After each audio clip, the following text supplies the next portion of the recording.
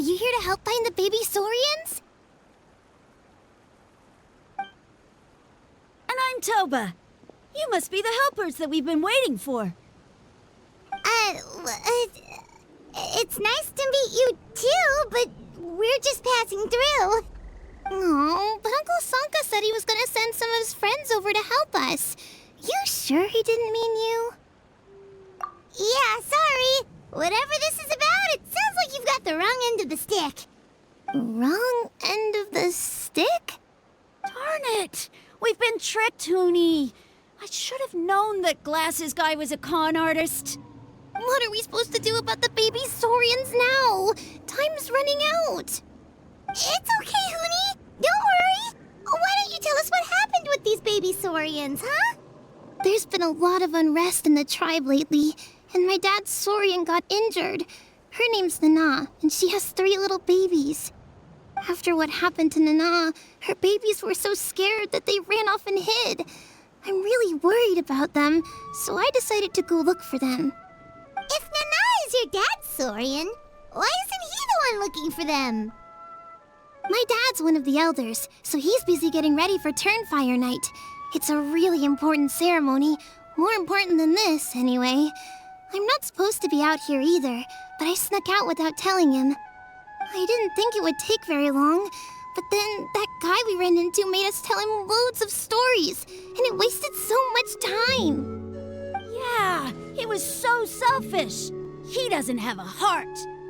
It's all right. Don't let him get to you. We're here now and we'll help you because we care a lot, don't we, Traveler?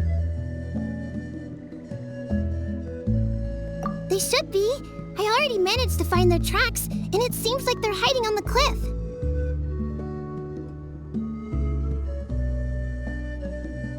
Really? Wow! Thank you so much, Mr. Traveler and Miss Paimon. Awesome. You gotta be careful out on the cliffs, though. They're really steep. Even grown-ups have trouble climbing them.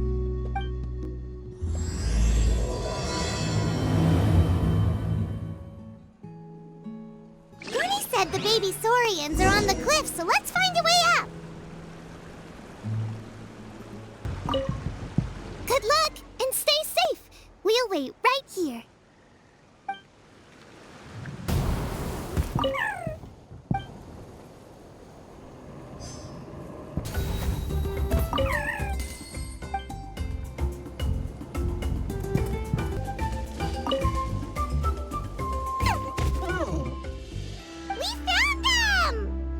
But what's that other... a how? Well, if it isn't the gruesome twosome who wormed their way into our servant circle of friends. Still awestruck from the last time we met? Would that be why you hastily scrambled up here to pay your respects the moment you saw us? I suppose we can't blame you. Such is the spell that our majesty casts on our minions. Very well. You heathens leave us no choice. The almighty Dragon Lord, Kahula shall grant you the audience that you seek. Come, pucker up. You may now kiss our feet. Wait, aren't you like Kinich's sidekick? What the heck are you going on about? You're somehow managing to be even more annoying than the last time we met. Silence! Who are you calling sidekick? We are the Dragon Supreme, sovereign ruler of the Nation of Flame.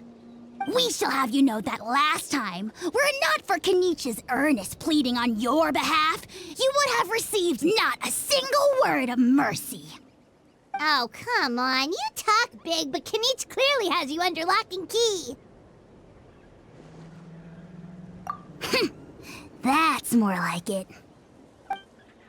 If you must know, our humble servant begged us to investigate an abyss incident near Hoytzitlan, and we chose to grant his request. Abyss incident? See this little lizard? Its mother, a medium-sized lizard, came under the influence of abyssal power. In her confusion, she attacked my servant's tribe, then assailed her own offspring. Yikes. So how is she doing now? She was but a lowly bug fighting against the power of the abyss. Naturally, she has departed for the Night Kingdom. Such a fragile creature. Apparently, she ended her struggle by leaping from a cliff. Leaping from a cliff? My dear anemic flying ant, as addled with questions as your head may be, please keep them to yourself and wipe that absurd expression off your face. We are the almighty Dragon Lord Kahula-How, not a wish-granting fountain. Anemic flying ant! Huge! Just you wait. Two can play at the ugly nickname game. We sense a faint abyssal energy. An evil sorcerer must be lurking nearby, but they are well hidden. If you encounter any suspicious outlanders, be sure to give them a robust interrogation. Suspicious outlanders? Wait, are you mocking us? How dare you cast aspersions on your ruler, heathen! You're just lucky that our servant has such vile taste in friends. Otherwise, we would beat you black and blue, and then purple, then black again! If you're not here to kiss my feet, then get out of my sight. Do not impede the work of the almighty Dragon Lord, Kahula-How! Potty mouth on that guy! Paimon is furious! Still, good to know about the abyss threat, huh? Wasn't expecting that. Let's not get sidetracked.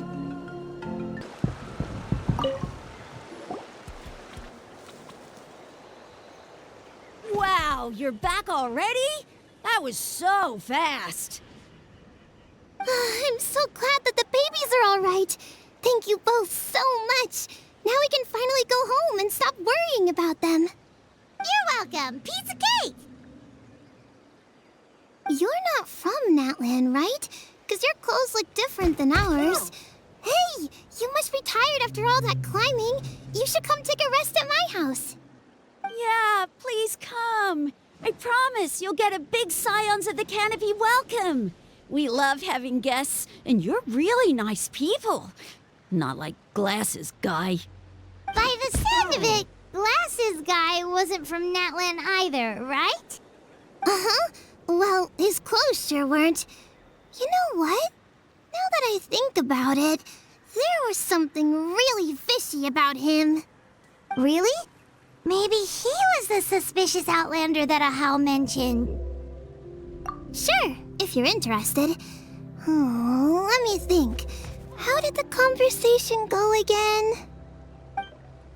Oh, please, mister.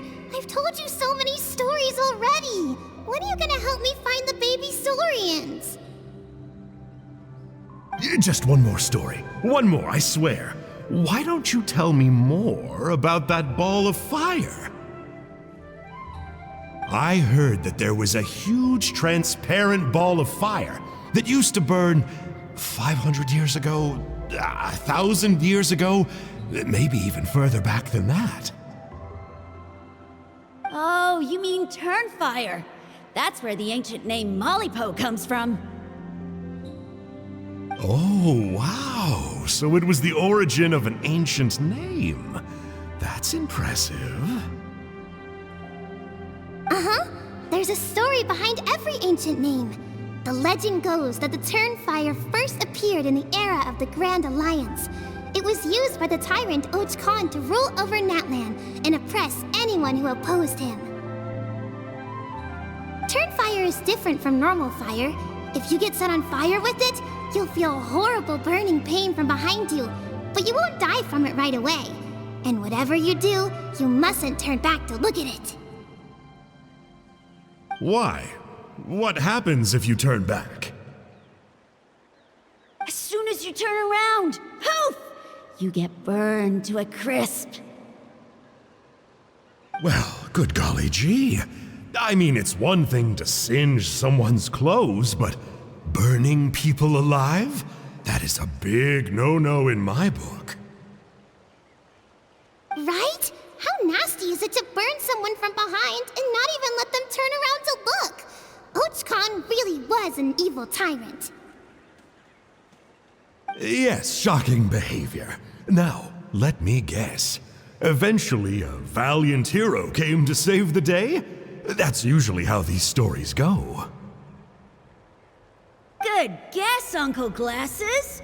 Seems like you really know your stuff. The hero was called Yupanqui. He's the ancestor of our tribe. Yupanqui was friends with Ochcon the Tyrant, and also Shibalanke, the first Pyro Archon. He was working as an ordnance officer for the Grand Alliance at the time. He didn't like how Ochcon was such a cruel tyrant, so he stole the Turnfire and threw it at the Ochcon's army. The soldiers couldn't defend against it, and they all got turned to ash. And that's how our ancestors set our people free.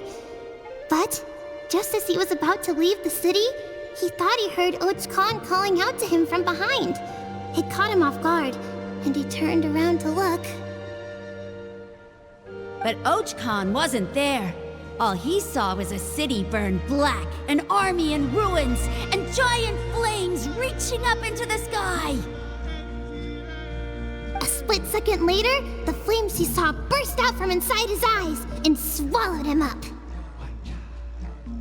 All it took was a single glance. As soon as he looked back, he was burned to a crisp.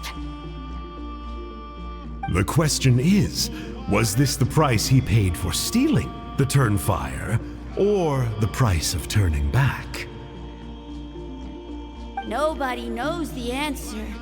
But the fire that consumed Yupanqui burned more fiercely than any other.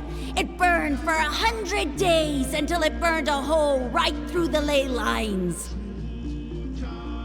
And then, the flame dropped into the deathly dark Night Kingdom, where it still burns to this day.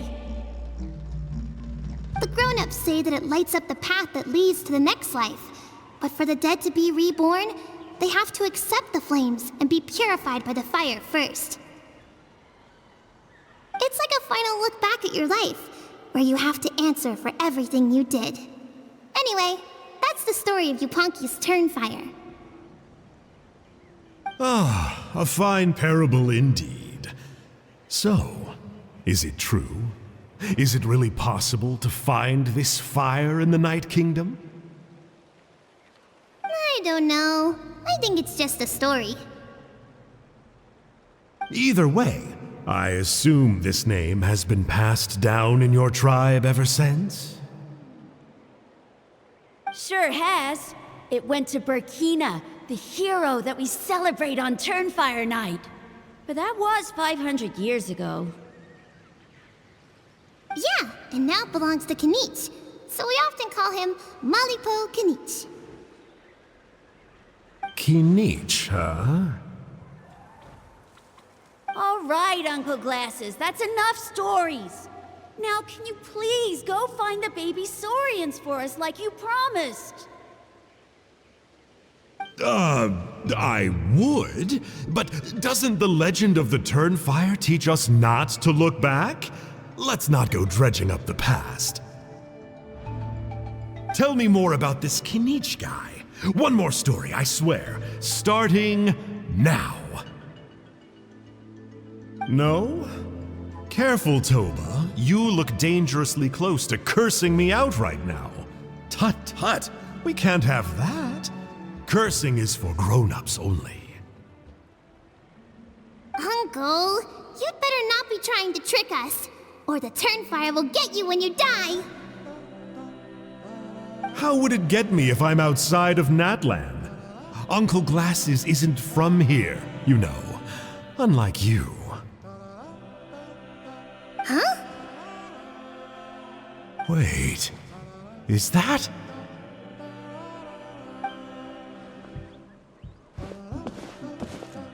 All right, kiddos. I'm a man of my word. 2 of my friends are on their way here, and, yeah, they'll help you out on my behalf. Work them like dogs, okay? That's what they're here for. Don't go easy on them just for my sake. Really? Well, first, can you tell us your name? We met at the foot of this cliff, so beneath the peaks, let's go with Sanka. Seriously? If you don't believe me, turn around and see for yourselves. They're right behind you. Huh? Where? Oh, wait! Uncle Sanka, where did you go? Yeah, definitely a fishy character. It sounds like he was digging for info about the ancient names. Yeah, and not only that, but he betrayed us too. He'll pay for this. All he got out of us was some stories, though. What's the worst that could happen? Traveler, maybe we should go tell Kinich about this. Ahau says he's investigating it, but he's a bit of a loose cannon. We probably shouldn't take him at his word. Huh? You know Kinich? Not very well, but we have met him before, and one time we had a meal together. Aw, man, I'm so jealous. I never even spoken to him. He's so cool. He's the Saurian hunter, and he has a really awesome ancient name. Me neither. I don't think my dad really likes him, though. He always tells me to stay away from him. Probably because of that little creep he always hangs out with. He's nasty, and he's so full of himself. Oh, the creep who calls himself Kahul Ahau? Yeah, we've had the pleasure of meeting him too. He sure loves pushing people's buttons. Exactly. I don't know why Kinich partnered up with him. Why didn't he pick me instead? Uh-oh. Hoonie, look how late it is. We've been out way too long. We better get home now or we'll get yelled at. Oh, yikes. You're right. Okay, well, this path here leads to our settlement. If you decide to visit, remember to come to my house. If there's anything you need, my dad can help get it for you. Hope to see you soon. We gotta run. Bye for now.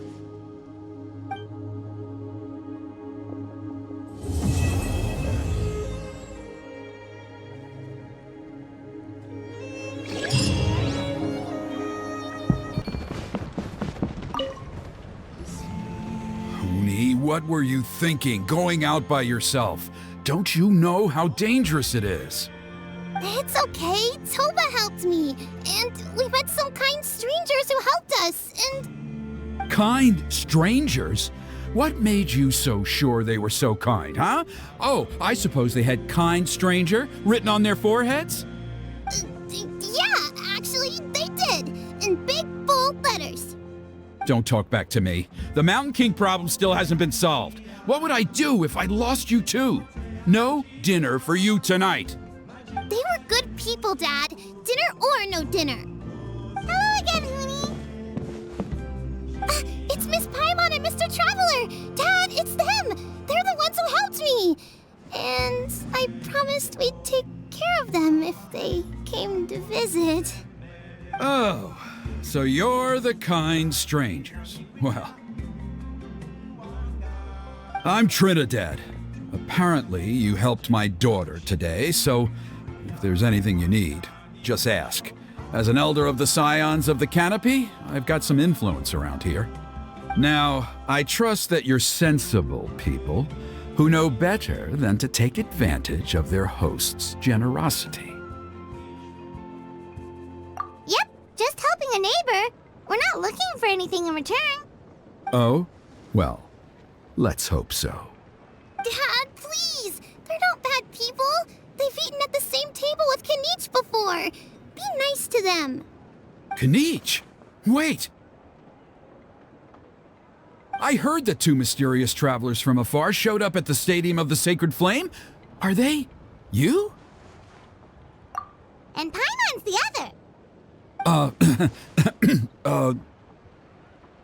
I do apologize. A lot's been going on in our tribe lately, and I suppose the pressure must be getting to me. I can't believe I was so rude to you. I feel ashamed. We got off on the wrong foot. Can we, start over? Oh, now we're talking! Seriously, though, don't worry about it. Already forgotten. We're just happy happy to see Huni got home safe and sound. Oh, you just arrived, I take it, and it would be my honor to give you a hero's welcome tonight. Careful now, that's quite an about face. We've heard that kind of thing can lead to spontaneous combustion around these parts.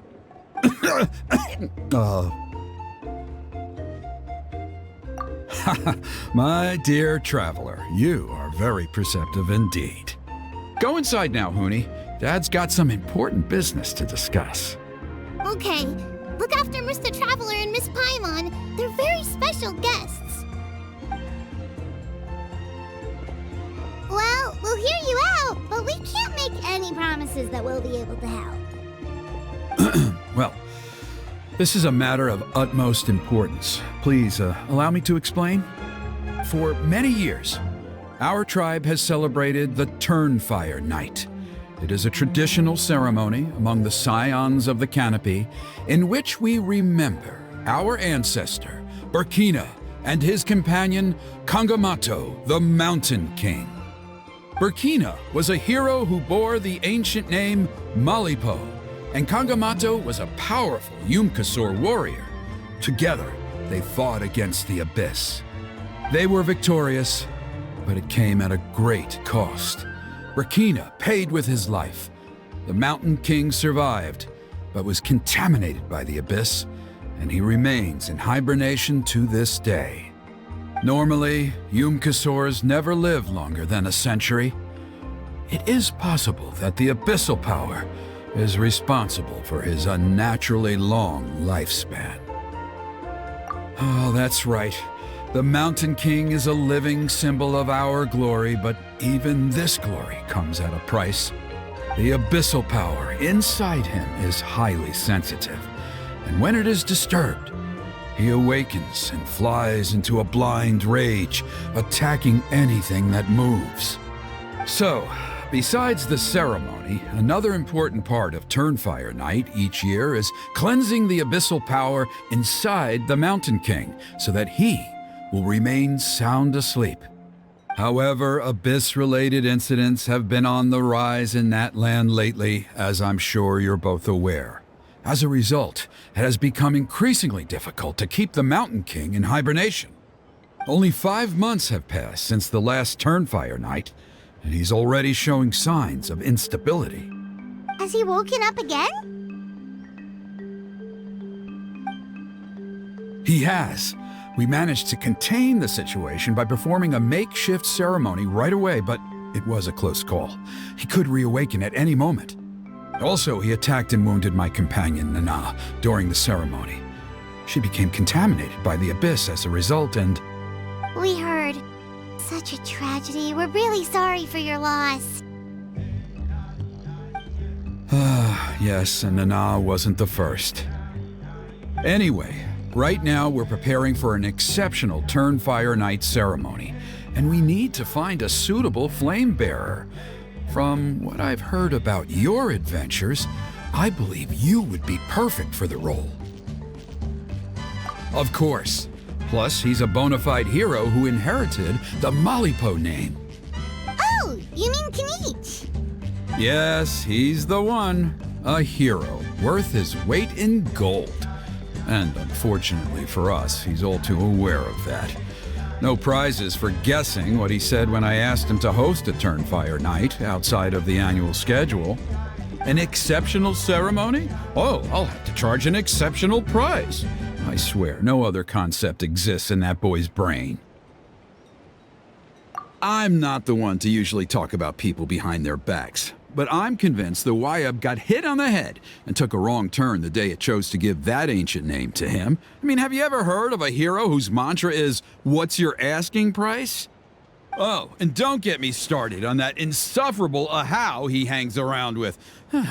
Thinks he's God's gift to mankind. Pompous fool. Yeah, Paimon has to agree on that last part. Anyway, the fact is, the ceremony can just as easily be done without him as long as we can find someone else. And besides, you two seem like much better candidates. So, what do you think? Wonderful! I can't thank you enough. Huni was right about you. You have kindness in your hearts. Come with me to the other side of the mountain. I'll bring you up to speed on each step of the ceremony. Us experienced warriors, I'm sure you'll pick it up in no time.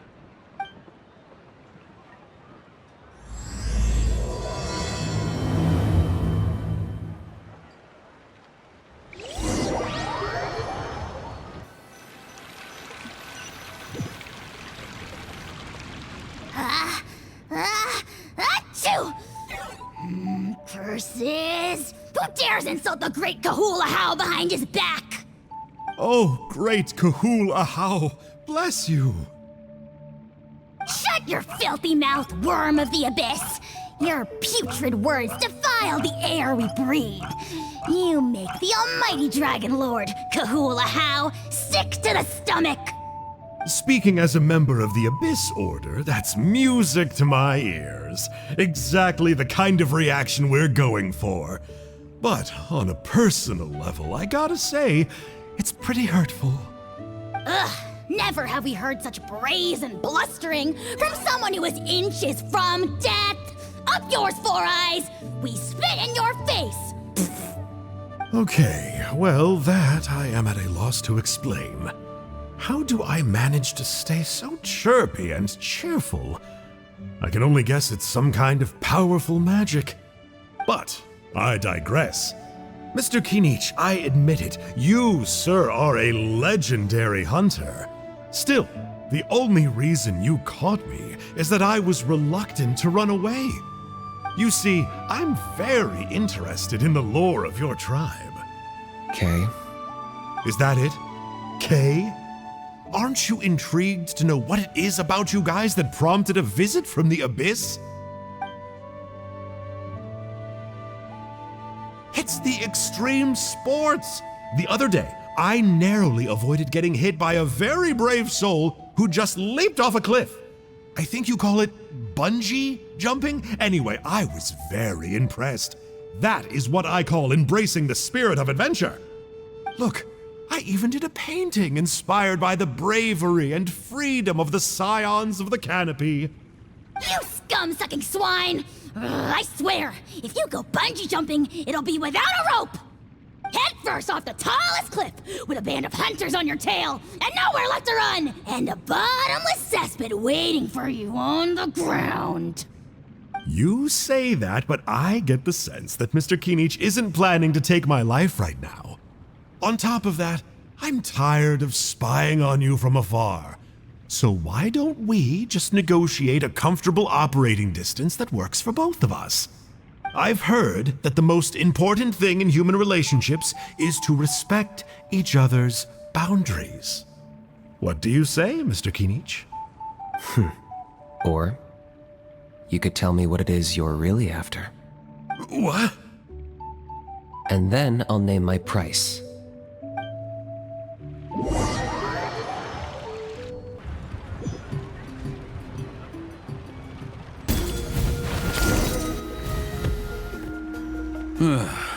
The Abyss contamination is back. No surprises there. No doubt that explains the Mountain King's recent activity. See those torches over there? Those are the Sacred Flame offshoots that we requested from the Stadium of the Sacred Flame. They contain the power of the Pyro Archon. Are you saying that the Sacred Flame and the Turnfire are the same thing? Well, for ceremonial purposes, at least. Sending someone to the Night Kingdom to retrieve the legendary Turnfire isn't exactly an option.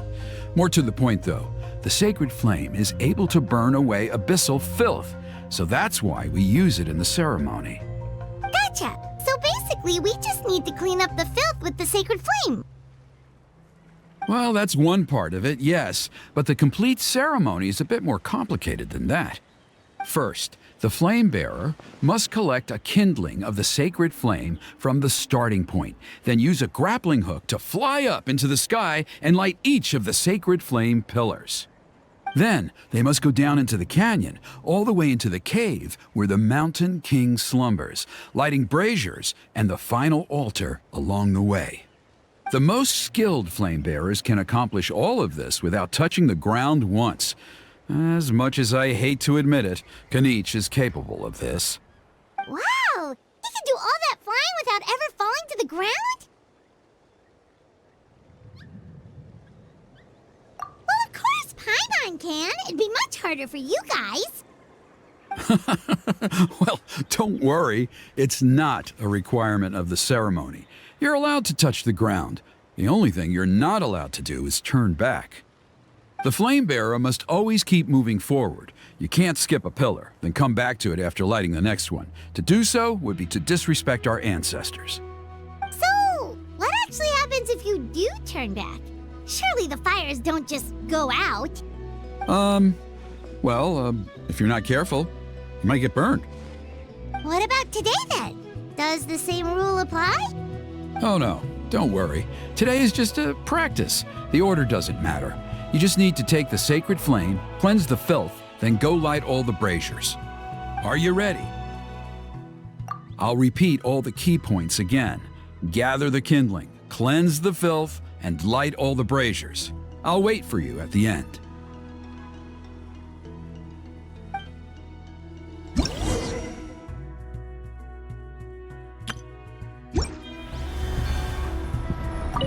Alright, let's use this kindling to complete our mission. There's abyssal filth over there. Let's burn it away with the sacred flame.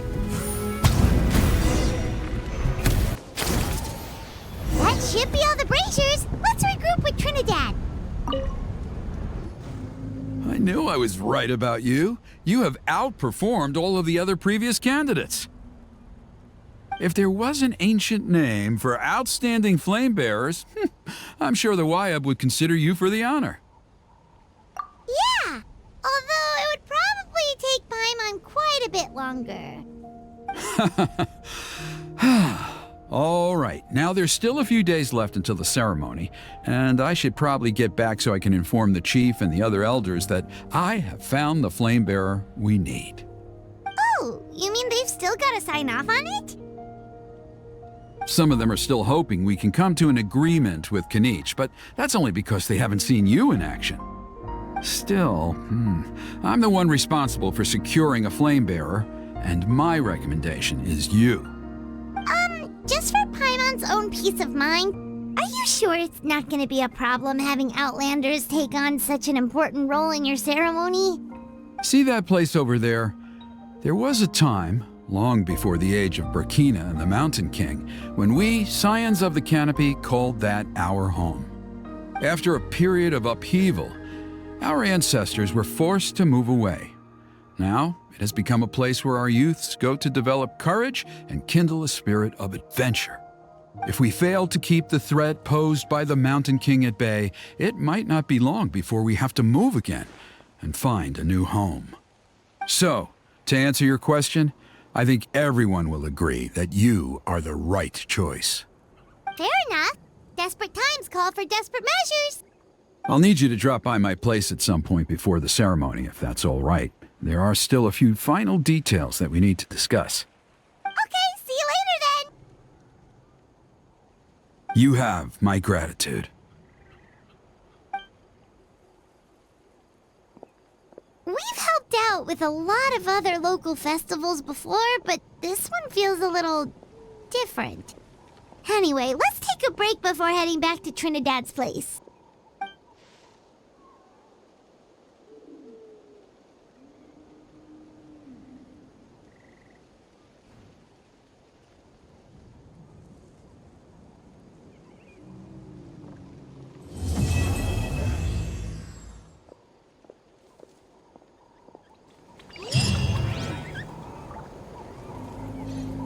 May as well be in. Traveler? Paimon? Kinich! Fancy meeting you here. We've actually been looking for you. I'll get straight to the point. I hear you accepted a proposal from Elder Trinidad. Oh, the, Turnfire Knight, you mean. You were still his first choice. It's just... Oh, jeez. It's not what it looks like, promise. Chill, it's cool. I only mention it because there's something you should know. And I suspect Elder Trinidad hasn't been completely forthcoming with you. His true intention is to resolve the Mountain King problem once and for all. once and for all? You mean this'll be the last Turnfire night ever? That's right. He wants to use you to send the Mountain King to the Night Kingdom. To the Night Kingdom? You mean... To his death. Whoa, are you serious right now? You shouldn't go blurting out accusations like that. It could get you in trouble. Too blunt? Okay. I'll phrase it more gently. There is potentially a possibility that Elder Trinidad may be hoping that during the course of the ceremony, you kill the Mountain King dead. But that's ridiculous. He told us the Mountain King is a living symbol of your tribe's glory. And that glory comes at a price. Oh, that's right. The Mountain King is a living symbol of our glory, but even this glory comes at a price. Ah, yes, and Nana wasn't the first.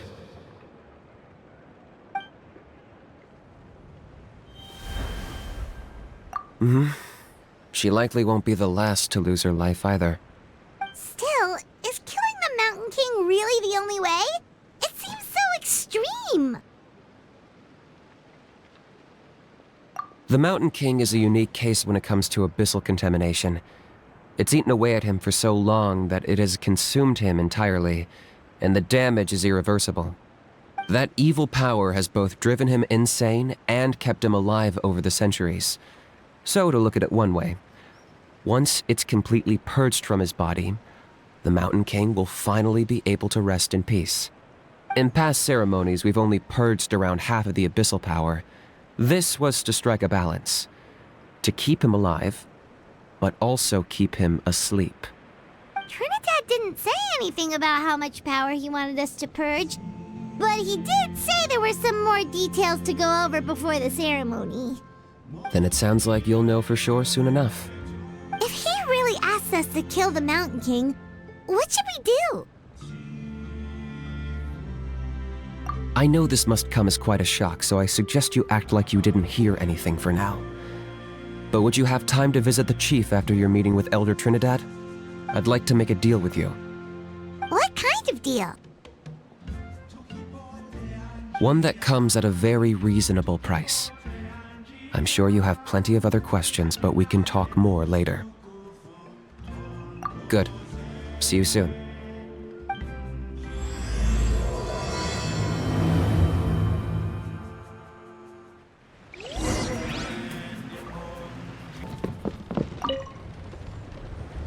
Ah, mighty Outlanders, you have returned. Did you have a good rest? It was, pretty good, yeah. Glad to hear it. Things are progressing very smoothly on my end. Many of the elders have heard of your heroic deeds, including the chief. They all speak very favorably of you. There are still those who insist that the ceremony should be performed by the bearer of the Malipo name. But they're just stuck in the past. We need to move with the times. Plus, Kinich doesn't want to do it anyway. Exactly. So, now, it's time for us to discuss the finer details of the ceremony. We covered the fire lighting part of the proceedings yesterday. The next part is the purification of the Mountain King. It's quite simple. You just need to use the sacred flame. We've done it plenty of times before, and it's always very routine. I'm sure you won't have any problems. One point I'd like to stress, though, is that you need to burn away as much of the abyssal energy as you possibly can. The more we dispel, the longer the Mountain King will remain asleep. Asleep, huh? Precisely. In previous years, the Flamebearer has often been unable to dispel a sufficient amount of abyssal energy. That's the only reason why we have to perform the ceremony on a regular basis. But I understand that you have a lot of experience fighting against the Abyss, and you seemed to wield the sacred flame quite effortlessly yesterday. With your help, I'm optimistic this time we can dispel all the remaining abyssal energy from the Mountain King's body, freeing us from this ever-looming threat for many years to come. Traveler? So this doesn't faze you at all, huh? You clearly have a lot of confidence in yourself. That's all you really need to know. The ceremony's in 3 days. I'll come and fetch you when we're ready. In the meantime, feel free to take a look around our settlement. It would mean a lot to the elders if you got to know some of our people. And if you wouldn't mind helping them out with a few errands here and there, that would be even better. So now we have extra errands to run? Maybe we should add a little extra to the price.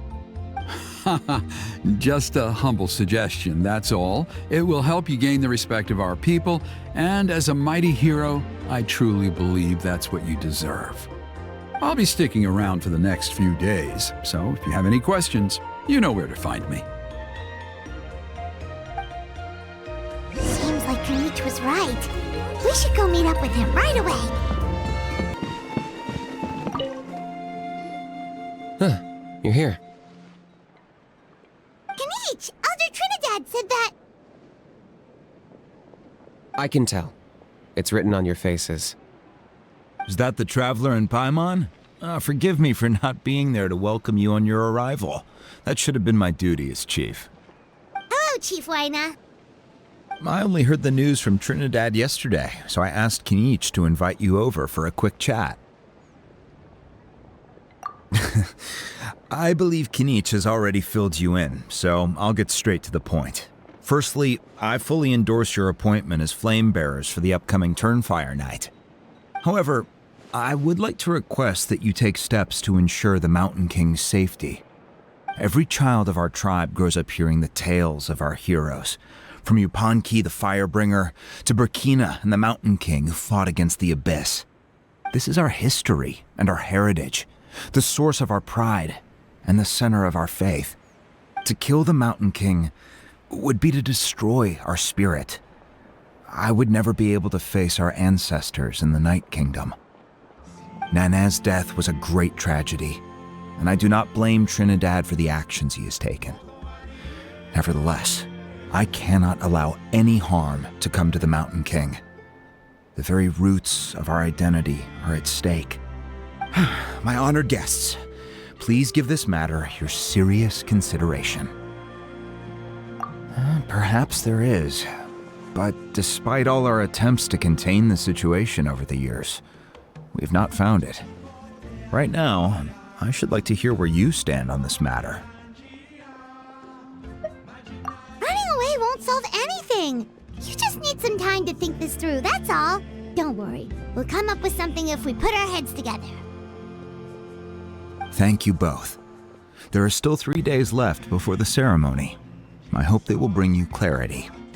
So, Kinich, earlier you were saying that... Let's walk and talk. I'll show you around the tribe. That works too. Paimon needs to get some air after this.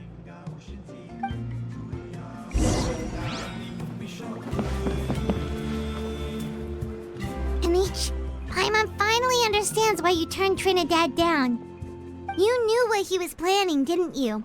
That's why you didn't want to be the flame bearer this time, because it's a double-edged sword. The whole Mora thing was just a sneaky excuse. Double-edged sword is right. But my response wasn't merely an excuse. To solve this exceptional problem, an exceptional price must be paid. I'm working on it. Really? Well, come on then, let's hear it. In a moment. Didn't you have a question you were about to ask me? Oh, yeah. What was it again? Oh, right. We need to talk about how he's completely unhinged. I agree that he has a problem. He needs disciplining, so I hired him a teacher.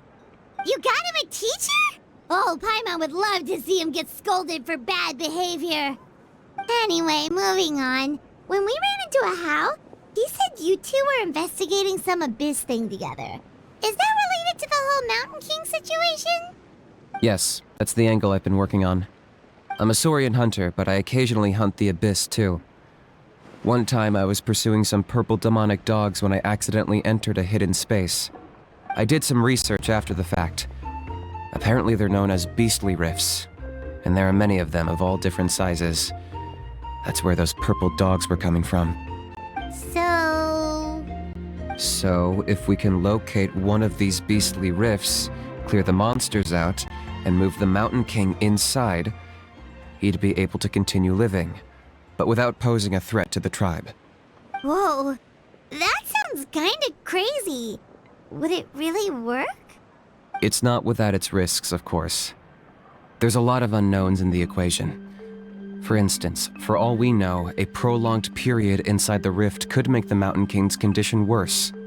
Still, we desperately need something like this, even just as a temporary measure.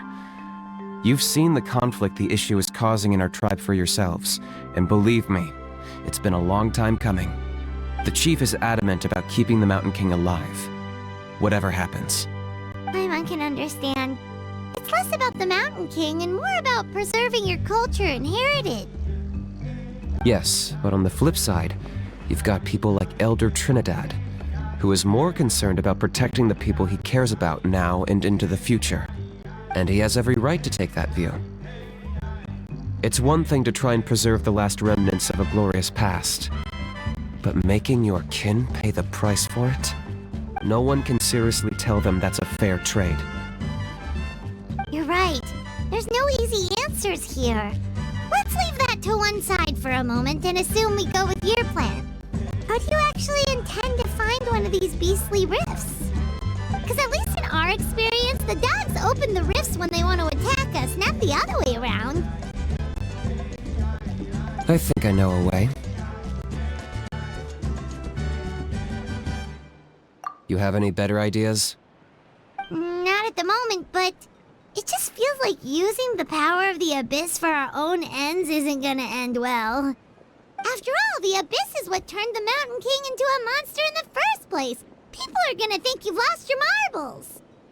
If it doesn't end well, then that's the price we pay. Everything in the world comes at a price. Even when Yupanqui, the Firebringer, stole the Turnfire, it cost him dearly. The Mountain King's erratic outbursts have brought tensions within the tribe to a boiling point. Unless this gets resolved quickly, everyone will be stuck in a stalemate. All right. So what's this deal you wanted to make with us? We're hardly experts on exploiting abyssal power. All I need you to do is keep people away from me. I'm getting harassed on a daily basis by people trying to convince me to be the flame bearer. I can't afford to waste all my energy dealing with them. If you help me out, there'll be a gift for you in return. Ooh, what kind of gift? Something well worth your while, I'd say. Just keep doing what you've been doing. Integrate yourself with the tribespeople, so everyone comes to terms with the fact that we have a new flame bearer. That way, I won't have an endless stream of people coming to beg me to join the ceremony, and I can focus on finding a way to summon the beastly rift. Then, when the day of the ceremony comes, we'll move the Mountain King into his new home. Still sounds pretty crazy.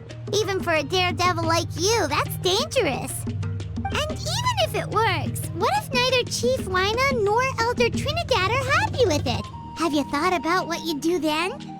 At least the two of them would finally be on the same side of the issue, leaving only me on the opposing side. The tribe needs leaders like them far more than a Saurian hunter for hire like me. Can I take that to mean that we have a deal? For sure. And who knows, maybe we'll come up with an even better solution to all of this in the next couple of days. Great. Well, for the next couple of days, please spend some time among the tribe and lend a hand wherever you can. I'm sure everyone will be swept off their feet when they meet our new flame bearer. Good luck to us both.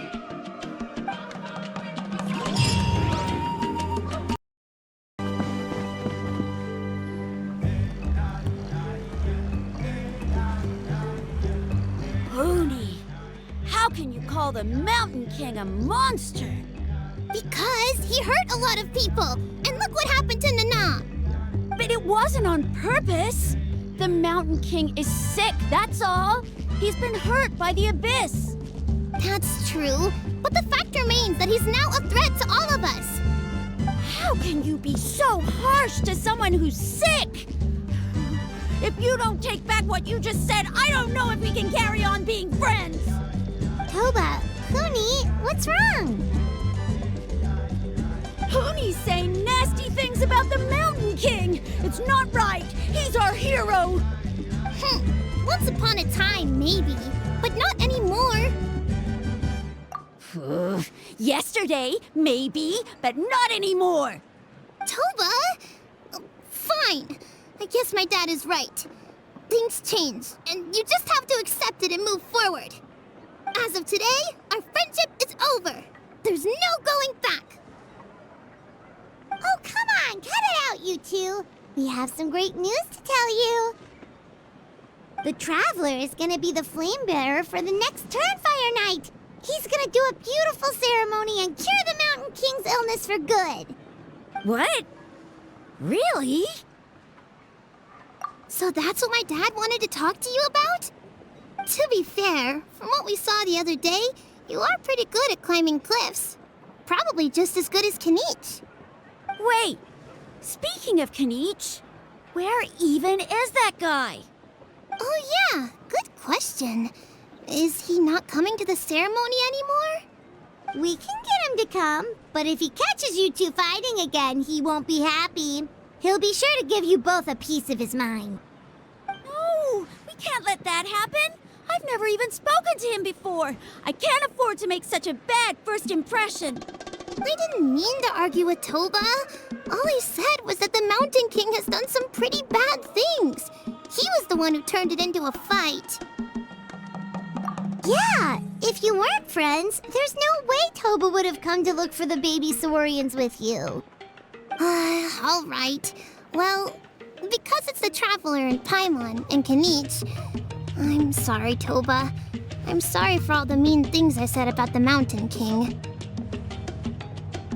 Dad just really misses Nana, and I was really upset that she's gone, too. Huh? Oh. I shouldn't have spoken to you the way I did either. It wasn't very nice of me. For the Traveler and Paimon, Kinich, and for Nana. I'm sorry too, Huni. That's more like it. Now you're best friends again. Guess so. Toba, if I ever say something mean about the Mountain King in the future, I'll make sure I say it to someone else, and not you. I'd better go buy some colored cloth for my dad now. He needs it for Turnfire night. Let's play again some other time. See you, Toba. See you, Traveler and Paimon. Okay. I'll head home as well then. See you next time. Okay, take care, you two.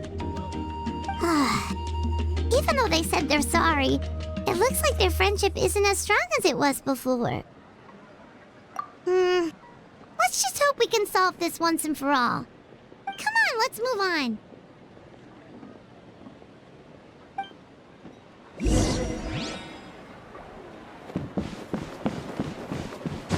Huh? What's going on over there? Let's take a look.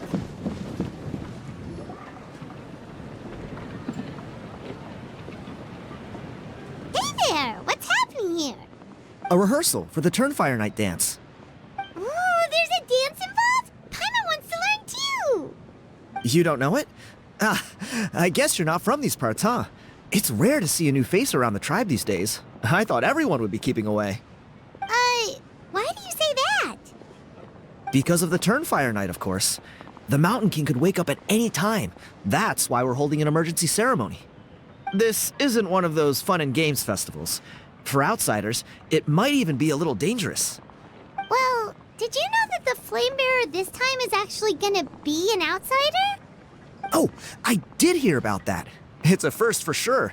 I would have loved to meet them in person. What? Oh, it's you? Man, oh man. Well, this is a nice surprise. It's funny, I was just thinking that I'll probably miss out on meeting the new Flame Bearer since I'm not taking part this time around. Then suddenly, there you are. Must be my lucky day. You're not taking part in the Turnfire Night? How come? You're not an outsider too, are you? You must be joking. Watch this.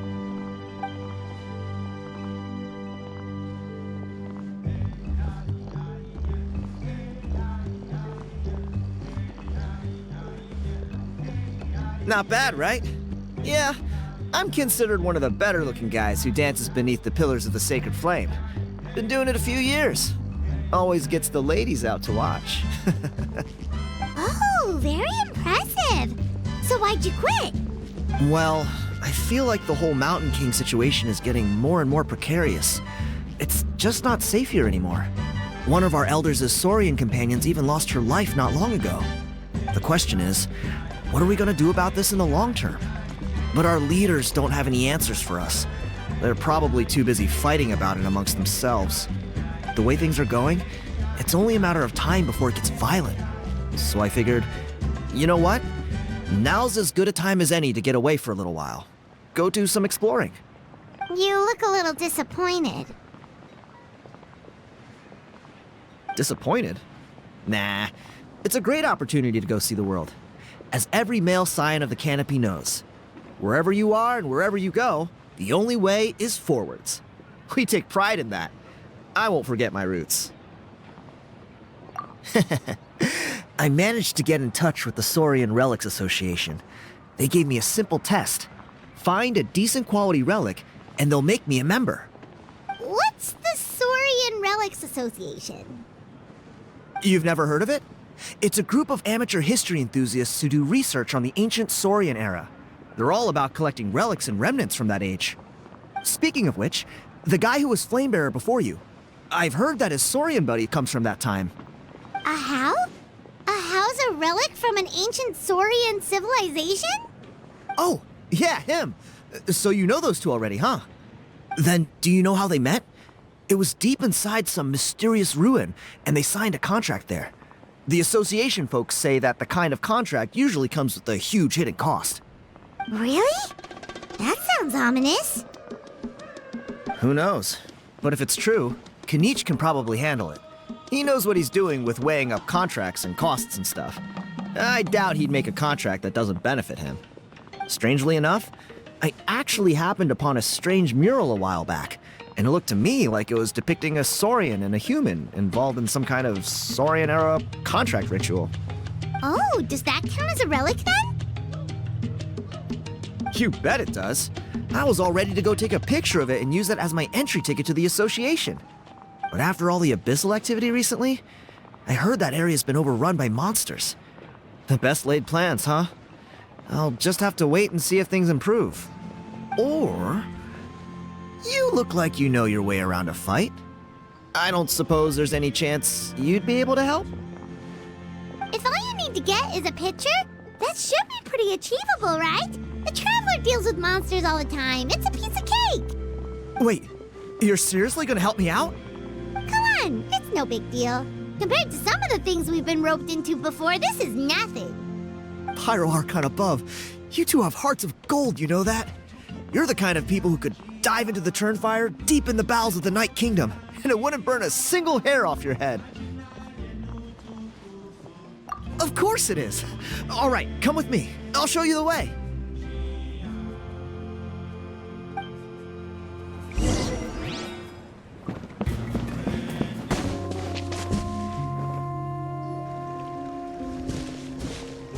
There it is. It's inside these ruins. As you can see, the place is crawling with monsters. Alrighty then. Stay back and take cover, Tiago. This could get dangerous. We'll take care of them. Great minds think alike. I'm not about to cramp your style.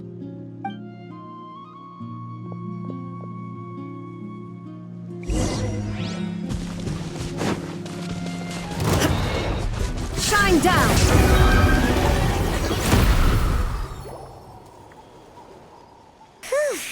That should be the last of them.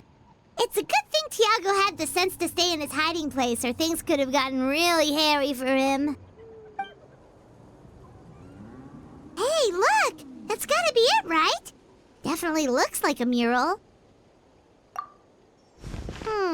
True. Now that you mention it, most ancient murals take up a whole huge wall. This looks more like someone with a paintbrush got bored and started doodling. It does match the story he told us, though. There's a Saurian and a human. So, is that supposed to be what an ancient contract ritual looked like? Whatever. We're not here to decipher it. Just photograph it.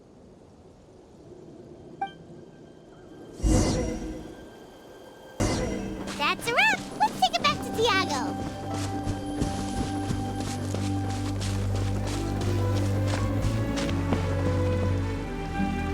You've been robbed? Oh, Ponche. And I thought my luck was bad. I put blood, sweat, and tears into that, and now I've got nothing to show for it. Some gap-toothed goon stole it from me.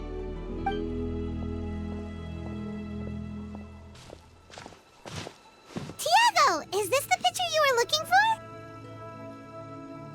Let me take a look. Yep, that's the one. Pyro Archon above, you two are superhumans. Hey, Ponche, come and say hi to these guys. They're gonna be the new flame bearers, and they're tough as nails. Wait, are you the Traveler and Paimon? Huh? You already know each other? I don't think so. My nephew Toba's been telling everyone about you. He says you're crazy strong, super friendly, that you helped him out, and that you're gonna be our flame bearers this Turnfire night. Oh, so you're Toba's uncle. Great to meet you, sir. Sounds like we managed to make a bit of a name for ourselves. Toba's not wrong, my friend. These two are honestly some of the nicest, most genuine people I've ever met. Everyone speaks incredibly highly of them. Seriously. If you're comfortable telling them about what happened, I guarantee you they'll sort it out in no time. Really? All I want is to get the fruits of my labor back. Allow me to explain. Ponche is a well-known scholar within our tribe, author of the widely acclaimed book, Yupanqui's Turnfire. Unfortunately, the book was stolen by a treasure hoarder a few hours ago. I spent years of my life researching that book. I visited every last ruin, interviewed every descendant of every hero in our history. On the word Malipo alone, I covered at least 5 different interpretations of the meaning based on accounts from different villages.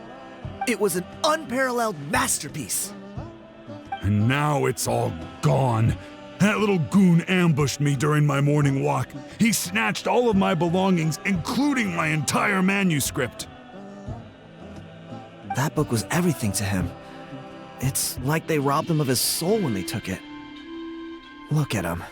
Lost and listless. He's a shell of the man he was. Dear honored guests of our clan, I am but a helpless old student. If only for Toba and Tiago's sake, please help me, I beg of you. See what I mean, Ponche? Now you've run into these two, your luck's about to change, big time. I don't know if he's still there, but come on, I'll take you.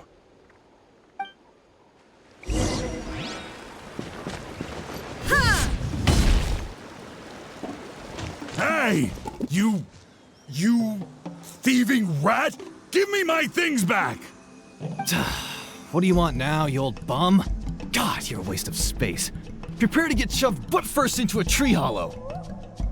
Oh, what's this? Brought a little bodyguard with you, huh? All right, let's see what you've got. What's this? Eat dirt, suckers!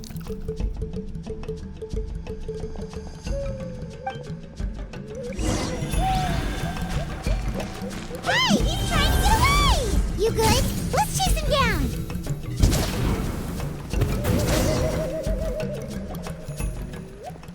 Stop, please! By all the warriors, heroes, gods, and kings, I can't run any longer. Please, I don't have your stuff anymore. Have mercy. Oh, yeah? Well, where is it then? I threw it away. You threw it away? The old bum's bag didn't have a single mora in it. Just a tatty old book, worn out pens, and some old rags. All that time lying in wait was for nothing. I was so mad, I just threw all of it away. Is that really the truth? Okay then, where did you throw it away? The same place you found me. Look, I swear on the Pyro Archon it's the truth. May all my worldly possessions be turned to ash by Turnfire if I'm lying. Okay, that's a pretty strong oath. What do we do now? It sounds like he's telling the truth. Right. Let's hope nobody gets to the book before we do. We'll never get it back then.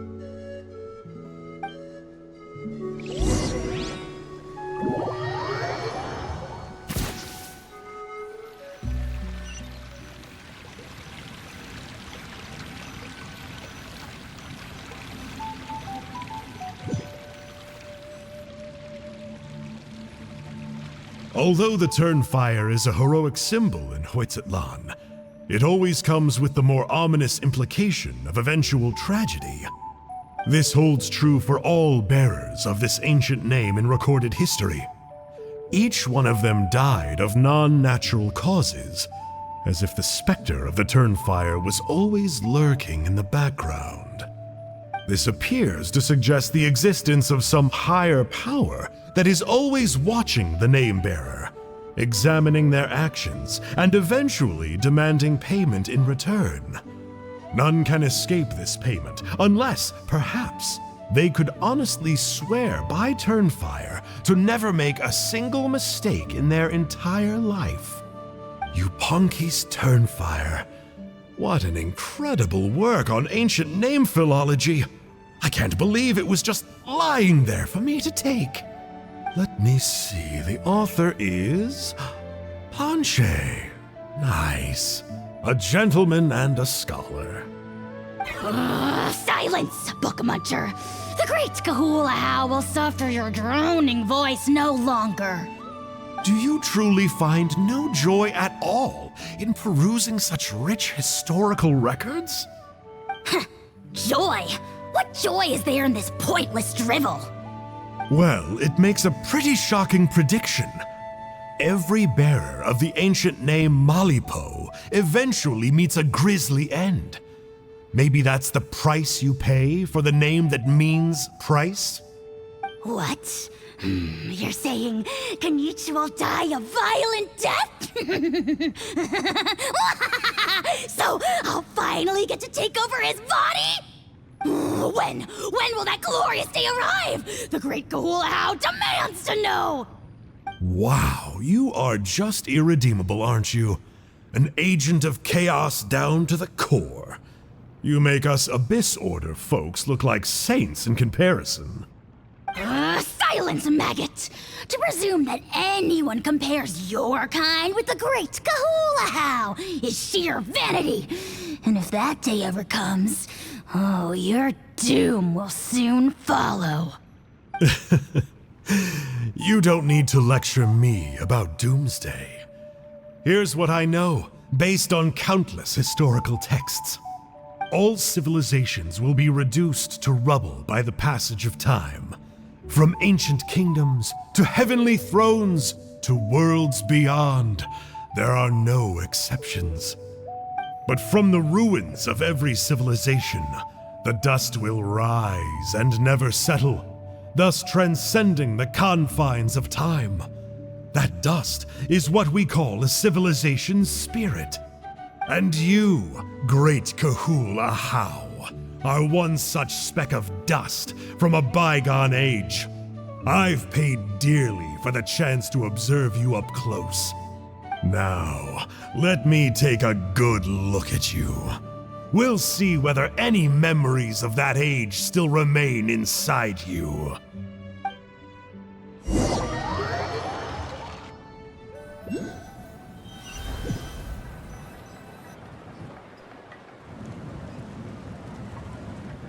We're so sorry, Mr. Panche, but we couldn't find your manuscript anywhere.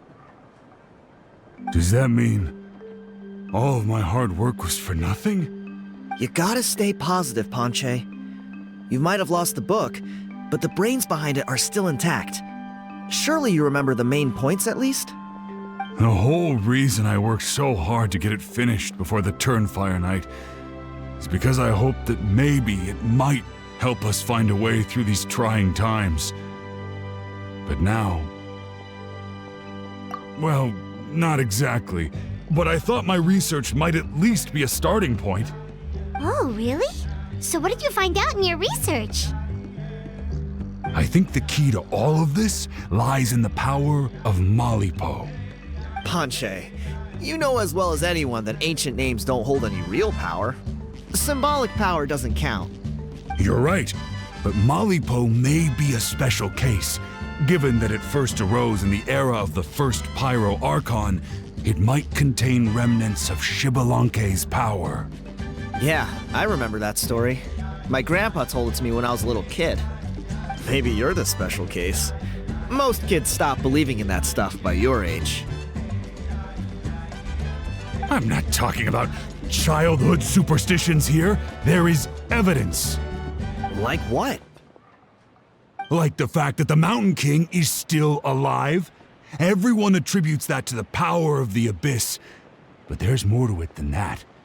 The key factor is that Burkina summoned the power of Malipo at the cost of his own life. If you don't believe me, then answer me this. How many other creatures can you think of who lived longer, not shorter, after being contaminated by the Abyss? Traveler, different situation but similar idea. Doesn't this remind you of the hilly... So, I came to the conclusion that Malipo must refer to some mysterious ritual involving a tit-for-tat exchange. It began with the first Pyro Archon, fell with the Grand Alliance, then was buried in the Night Kingdom, and now it awaits the call of its new bearer. Hey. Sorry to interrupt, Panche, but you seem to be getting a little overexcited. I'm sorry. I was originally planning on presenting my findings to Kinich. I'd hoped he would be attending the upcoming ceremony. Sounds to me like you dreamed up one fanciful theory to support another. Kinich, what are you doing here? I more or less finished what I was doing, so I came to have a quick catch-up. Now a good time? Kinich! I'm onto something. I haven't worked out all the details, but you have to attend the Turnfire night. So Mr. Panche here has done a lot of research on the history of the Turnfire and thinks he might have found a way for you to solve the problem. I'll be there, Panche. Let's go.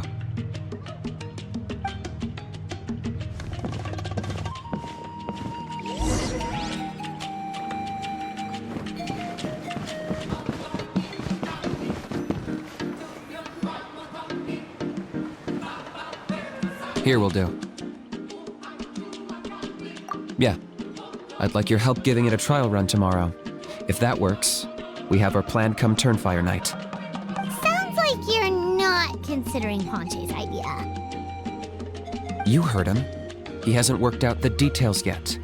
We need a more practical solution with concrete steps to follow. Yet? Are you saying you think he might actually be onto something? I think it's possible, based on something I know about the war 500 years ago. Burkina didn't fall to the Abyss. He was killed by the Mountain King in an episode of madness.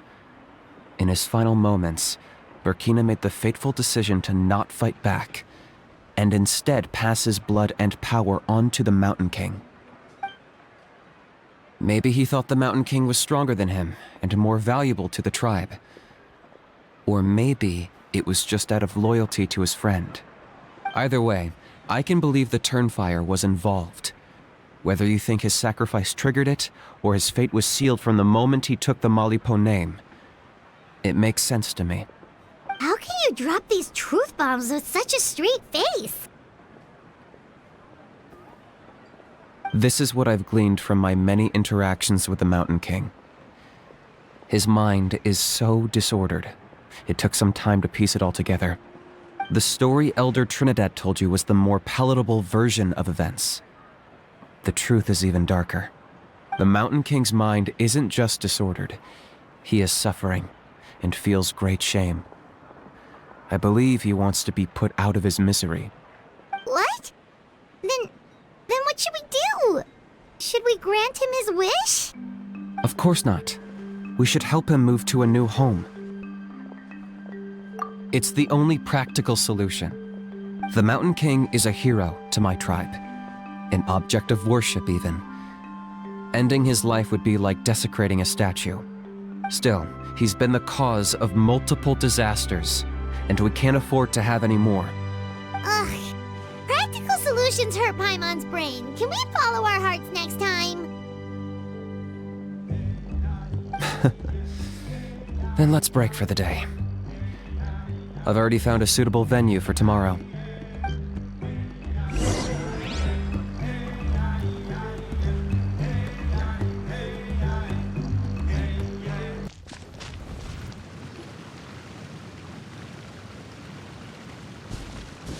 You're here. Very punctual. Oh, so the gruesome twosome come crawling back. Here to make amends after the gross irreverence you displayed last time? Very well. The almighty Dragon Lord Kahula How shall grant you the audience that you seek. Now pucker up and kiss our feet. Kinich, didn't you say you found him a teacher? He's just as out of control as ever! Hey! No one gets to discipline the almighty Dragon Lord Kahula How! No one! Maybe because I've never had a gentle-natured companion like Paimon to compare against. Is that a compliment? Yeah, I see what I'm missing out on now. And it's a lot. Kinich! Ugh! We could drown this measly flying ant in one droplet of spit! How dare you compare her to the almighty Dragon Lord Kahula How! Oh, just wait till I possess your dead body! I will commit heinous atrocities! Tear down your legacy! Destroy your reputation! Wreak havoc on your... Ugh!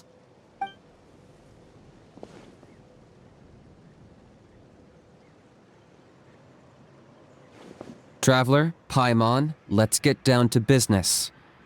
Once we've opened the beastly rift, you're welcome to toss a How in there for a couple of days. With pleasure. You don't need to ask twice. I got my hands on this device in a trade. It's meant as bait, but it'll also stabilize the abyssal energy.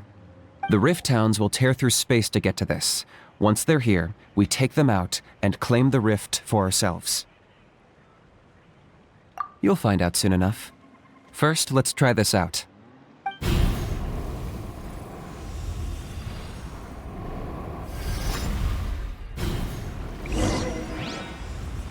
They'll tear you to pieces given half the chance, so be careful.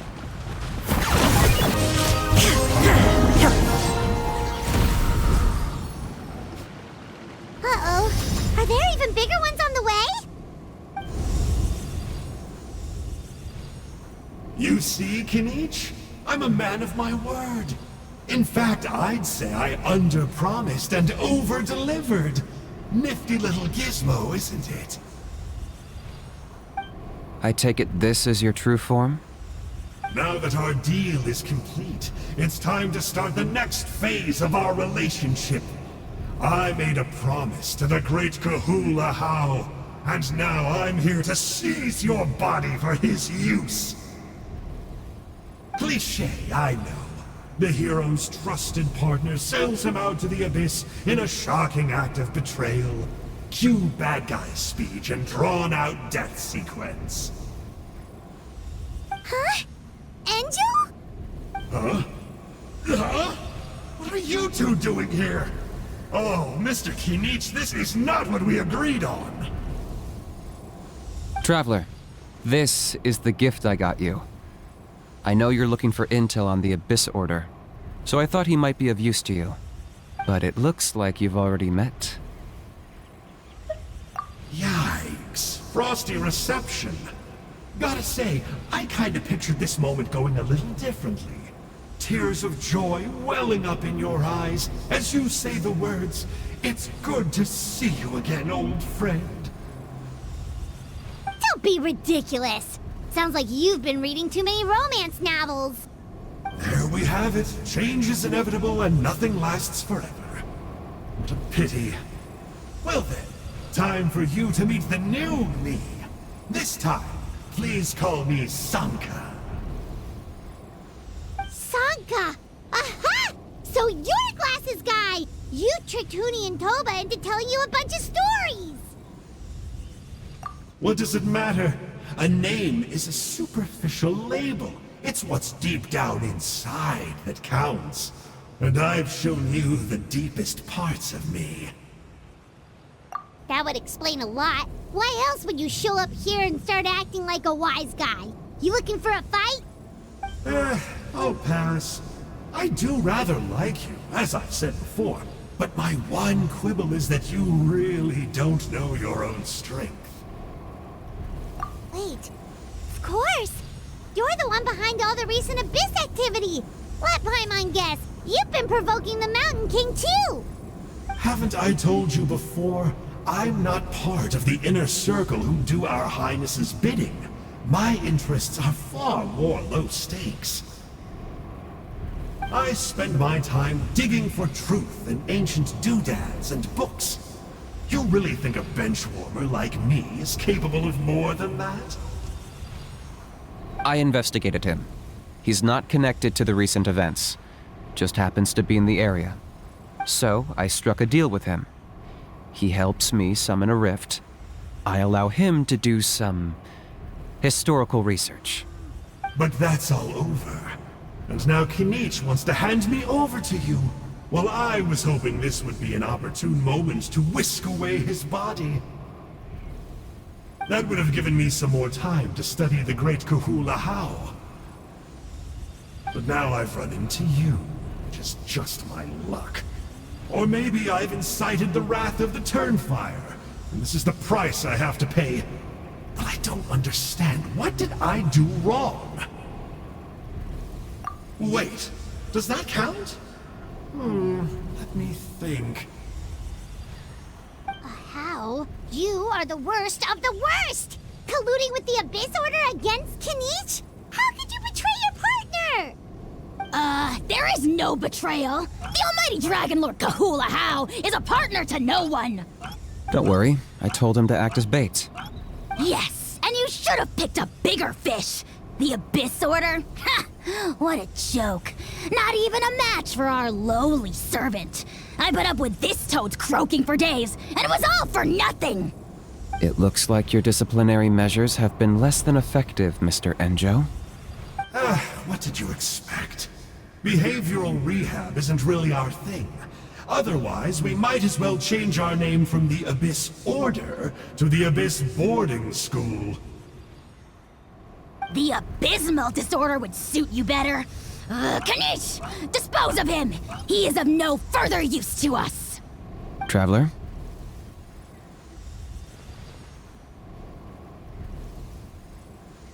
Hey now, I may be a lowly clerk, but don't underestimate me. I could never beat you in a straight-up fight, but when it comes to running away, I won't lose to anyone. Do me a favor and remember how fast I disappear. Maybe then you'll show me a little respect next time. Darn! He got away again! Couldn't you have stopped him? It's alright. He's not worth our time and energy. Besides, it seems like he's in debt to a lot of people. I'm sure they'll keep him busy. If you say so. Still, Paimon's kinda surprised that you actually struck a deal with someone from the Abyss Order. To borrow that guy's words, names are superficial labels.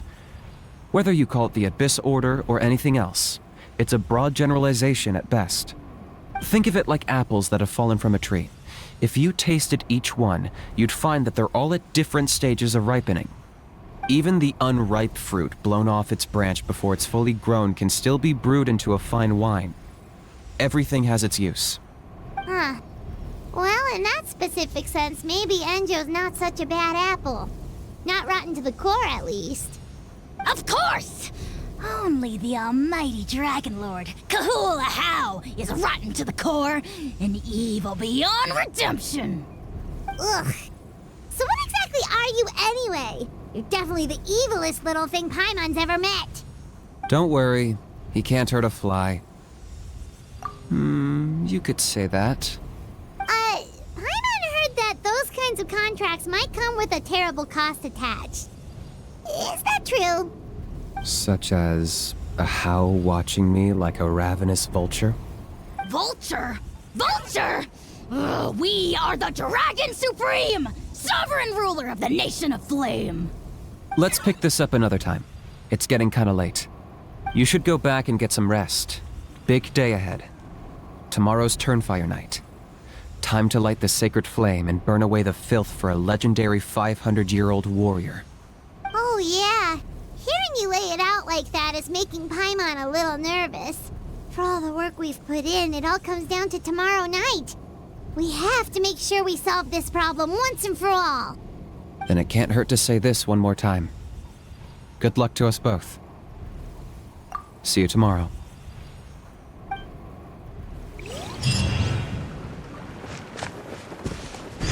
What happened to getting some rest? You're cautious, like me. I get it. But don't worry, like I said, I investigated, and I'm confident he has nothing to do with the Mountain King situation. Before he got tangled up with us, he was looking into the Mare Javari. That's another major part of Natlan's history. Our ancestor, Burkina, once fought a campaign there alongside the 5 other heroes. But it's not such an easy place to get to these days. That's about all I know, though.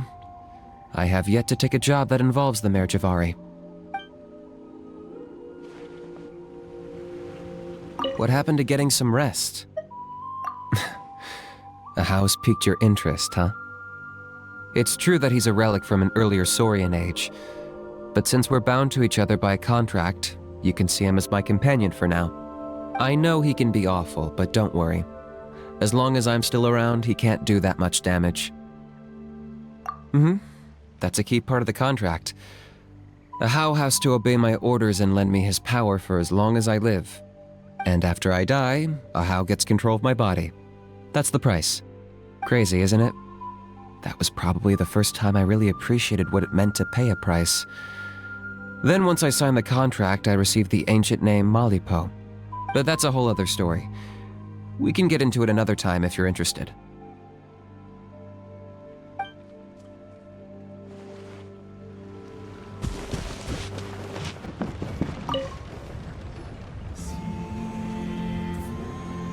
Ah, at long last, you're back. I hear you've done much for our people these last few days. Everyone has nothing but praise for you. Many young people have heard the rumors too. They're all eager to meet our new flame bearer. Well, they won't have to wait for long. It's almost time for the ceremony. We really hope we can resolve the Mountain King situation quickly and smoothly. Seems like a lot of people have been worrying about it, huh? Well, it's nearly time. So, if you're ready, then follow me to the ceremony site.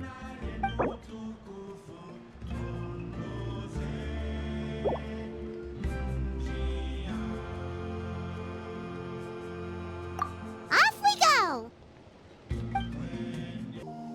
Here we are. Our honored guests have arrived. I have heard much about your fine work over the past few days. I hope you'll allow us to thank you properly after tonight's ceremony. Don't worry about it. Getting this huge venue ready must have been a huge task. No need to make extra work for yourselves on our account. Oh, if it means getting the Mountain King issue resolved, no cost is too great to bear.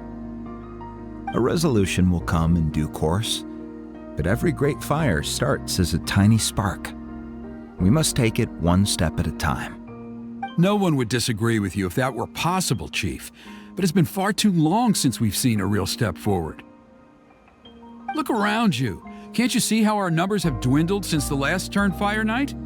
The ceremony was arranged on short notice. Many are away from home and could not make it back in time. That may be so, but still. Good evening, Traveler and Paimon. Kinich! Not a moment too soon.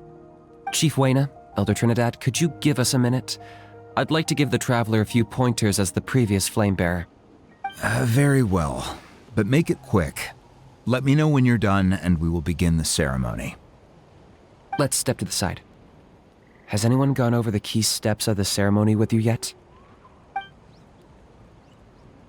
Yeah, Elder Trinidad did, but, Paimon seems to have forgotten them. What a surprise! The flying ant has an ant-sized brain. If you don't want your tongue to be burned off by the sacred flame tonight, I suggest you stay quiet. See those sacred flame pillars? Once you've lit the fire, go light each one up in turn. Once that's done, head down into the cave where the Mountain King slumbers, light the braziers along the way, then bring the flame to the final altar. Then the ceremony is complete. That sounds simple enough.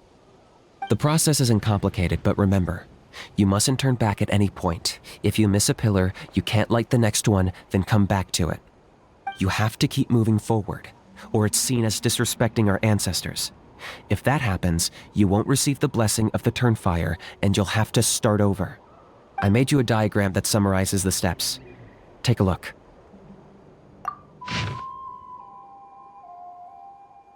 So that's our part. What about you? I'll be with you the whole way, and once you've lit the altar, I'll start summoning the rift. You can leave that side of things to me. Just focus on your part. Okay. We'll try to remember all that and get it right the first time. Ready when you are. But I think I saw Huni and the others just now. Maybe you should say hi before you start. Might make you less nervous. Just tell the chief when you're ready.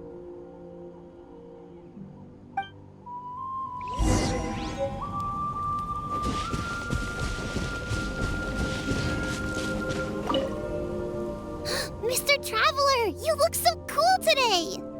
You're gonna make sure the Mountain King never threatens us again, right? I believe in you. I'll be cheering you on the whole time.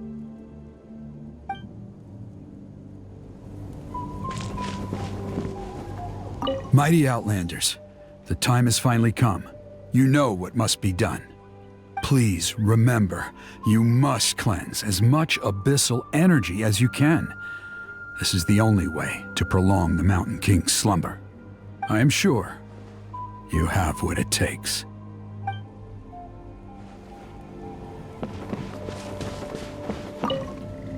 Mr. Traveler, you're finally here!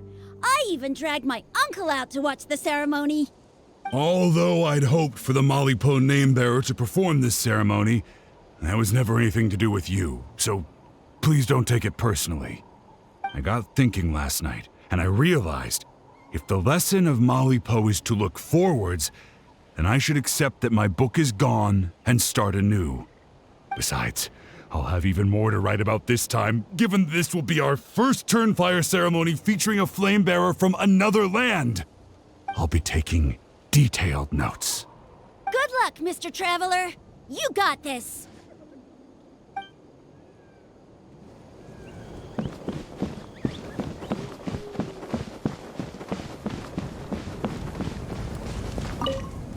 Hey! Bet you're surprised to see me. Didn't think I'd be coming, did you? I was all packed up and ready to go, but then I thought, I wonder if the ceremony will go any differently with the new flame bearer. So yeah, here I am again. I still owe you for that picture you took, so once you start, I'll be dancing to cheer you on. Don't be nervous, you'll do great.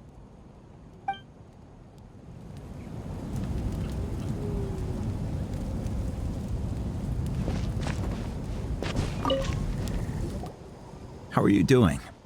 Is all in order? I'm counting on you. Don't forget what we talked about. By past fuel and present flame, life marches ever on. My brothers and sisters, the time has come to light the fire once again, and let the Turnfire night shine bright in Hoytzitlan.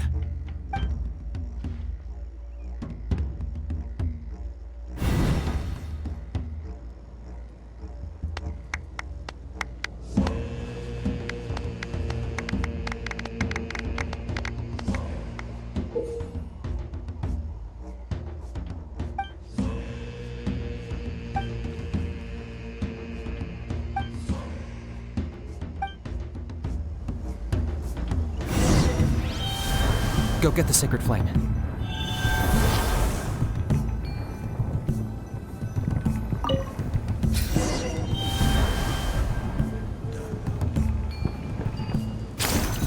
Nicely done. Off to a good start.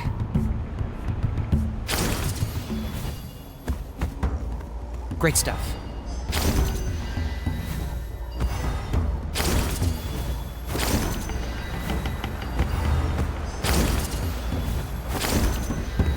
You're over halfway. Keep it up.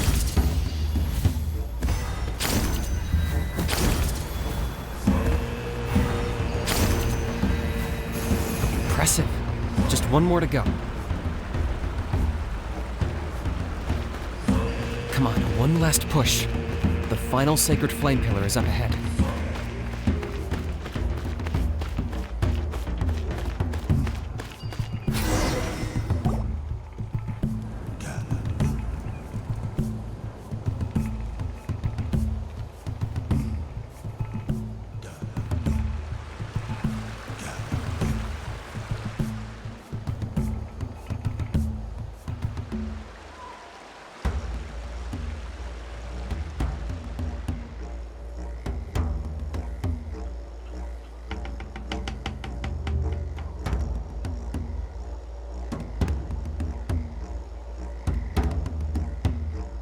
Great. All the pillars are alight. Next, it's down into the canyon and head for the Mountain King's cave.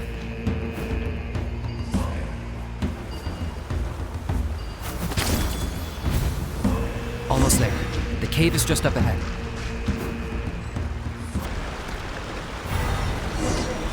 The Abyss presence is growing strong. We should deal with the contamination first.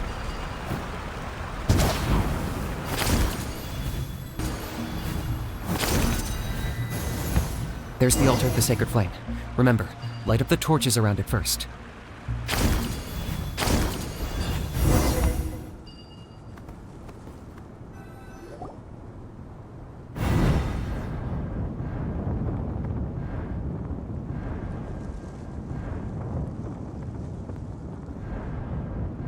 Woohoo! We've lit up the final altar!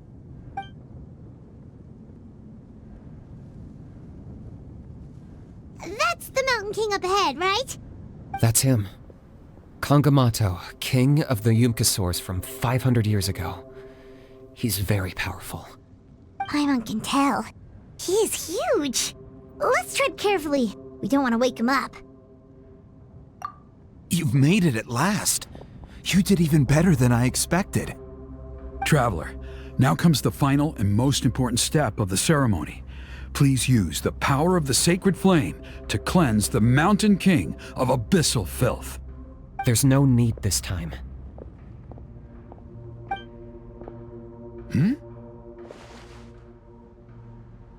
Such strong abyssal power. What is that thing? Kinich, what is the meaning of this?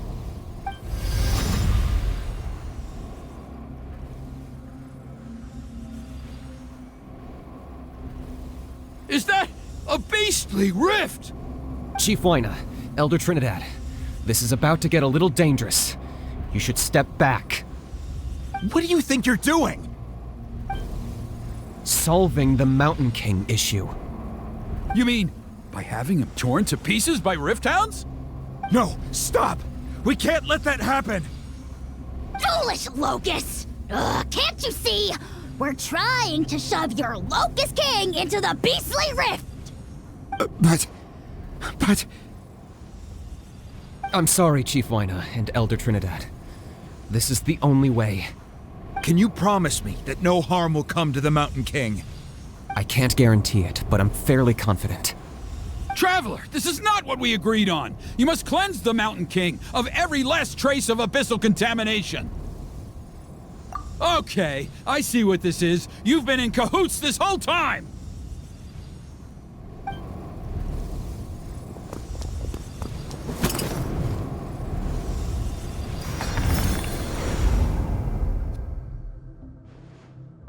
Ugh, you imbecile! What have you done? Oh no! The device is destroyed! You forced my hand. I had no choice. Elder Trinidad! What are you doing?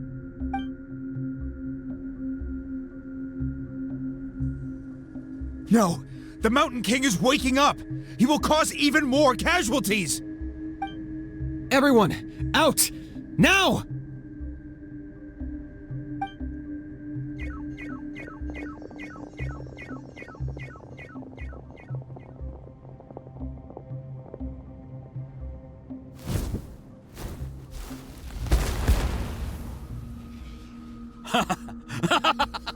Well, it seems there's only one way to awaken you all from your willful blindness.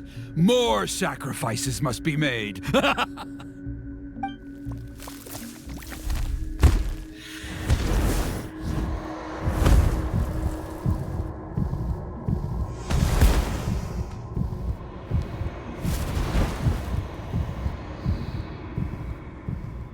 Take me, O Mountain King! Take me as your next sacrifice!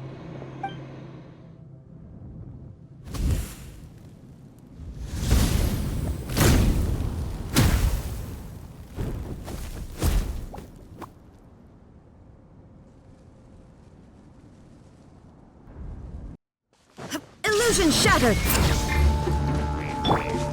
One with nature! By royal decree! I got him cornered! Claim these souls! Watch out for the fruits he's spitting out. You can use those against him.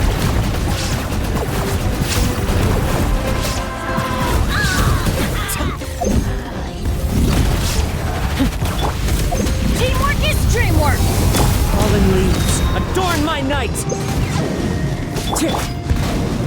Wind strike! Inazuma shines eternal!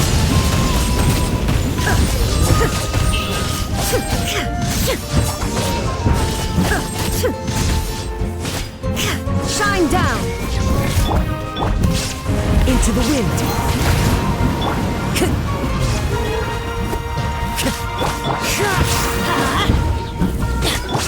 Wings of darkness! Come, sever night from day! Target acquired.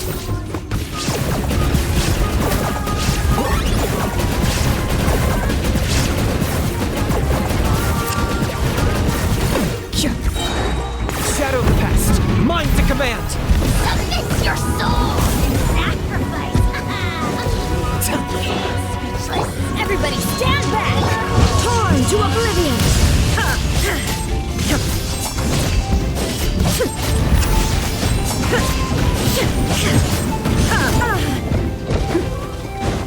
There is no escape! As one with wind and cloud! Shadow Raven, let night fall!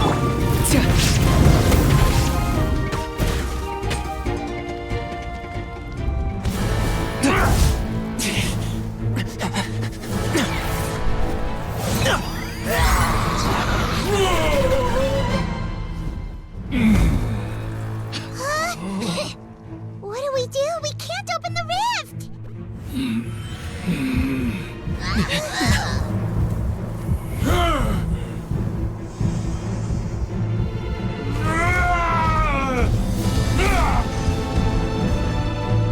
Kill me! Put an end to White's Atlan's shame!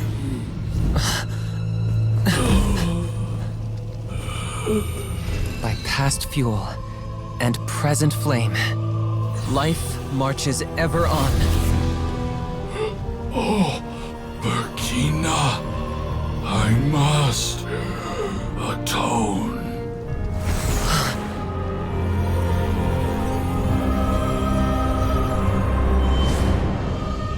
Patience. We will answer to the fire for all our deeds. Even if one day I fall behind, never look back. Keep moving forward, as we are now.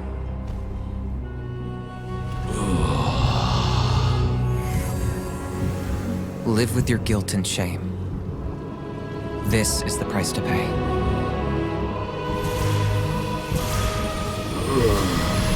Heir to the Turnfire, please use my ruined vessel to train the heroes of the future. The will of Kangamato will march ever on, till the abyss is stamped out.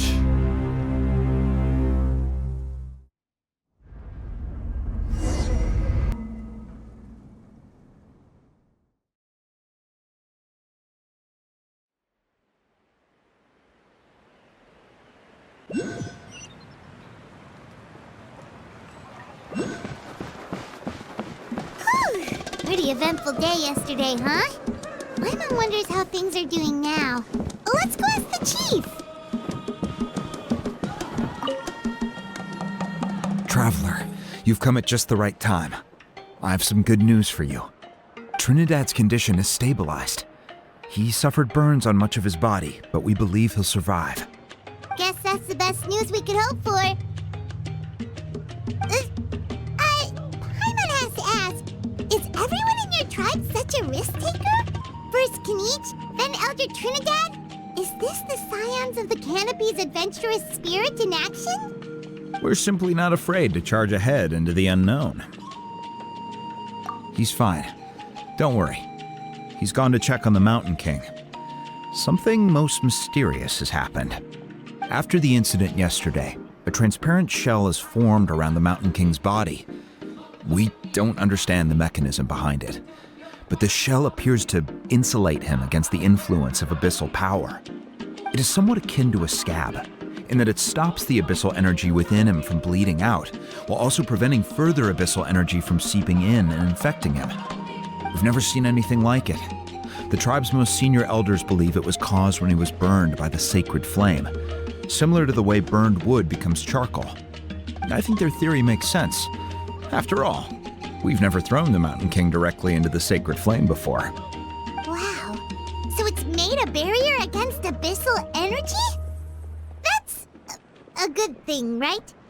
It's practically a miracle from what we've seen of it so far. It means that the Mountain King's level of abyssal energy is now stable. No longer will we need to perform an annual cleansing ceremony. Wow, that's amazing! I know what you're thinking. The young people in the tribe are already speculating that yesterday's ceremony was a Turnfire night like none other in our history. Because you and Kinich, you summoned the very flame that appears in our ancient legends. A great transparent ball of fire. And that fire is what saved the Mountain King. Whoa, so that was the real Turnfire? I may be the chief of this tribe, but I've only ever known the Turnfire as a concept in our legends. I cannot answer that question. If anyone can answer it, I suspect it would be the bearer of the Malipo name. He is in the Mountain King's cave as we speak. Ah, so Kinich then. Why don't we go see how he's doing?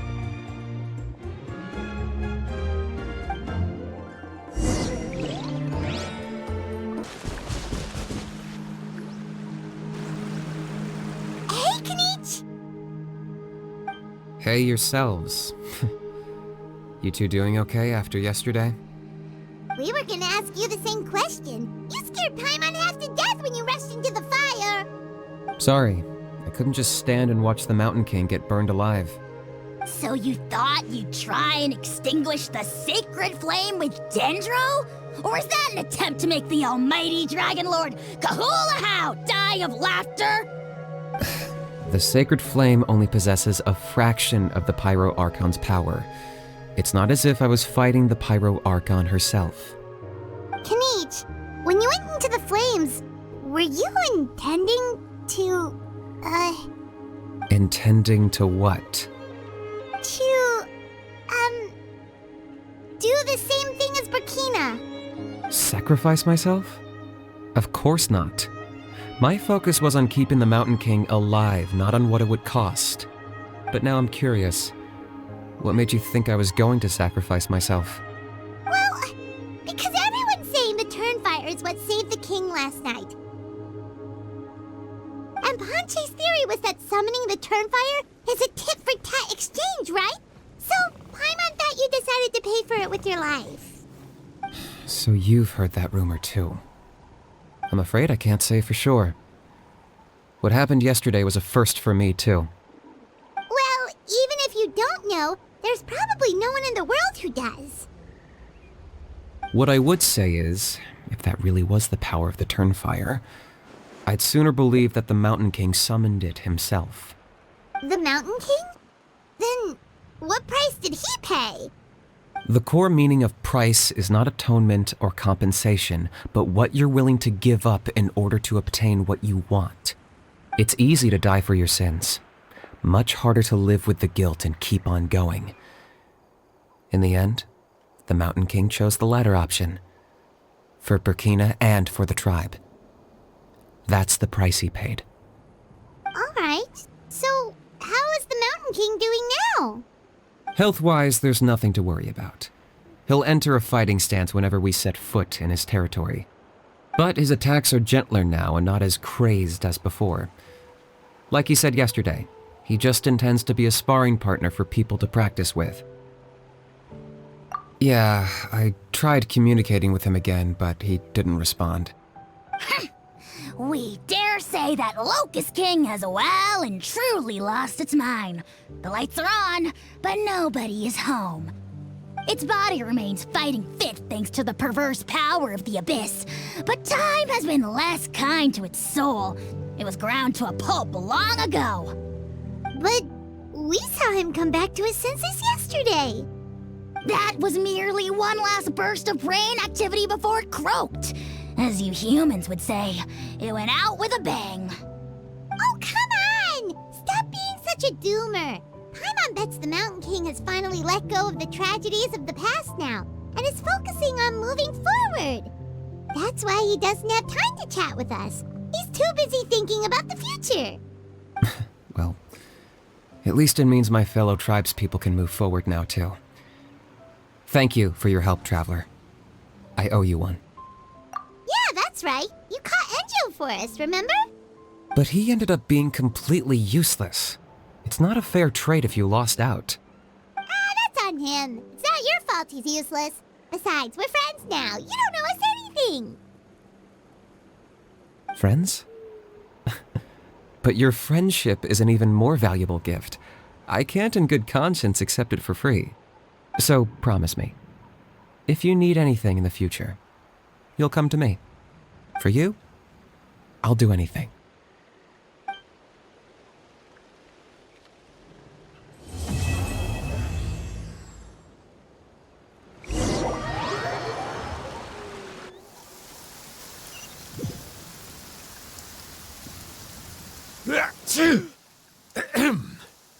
So, in the end, only poor little Huni got the sad ending?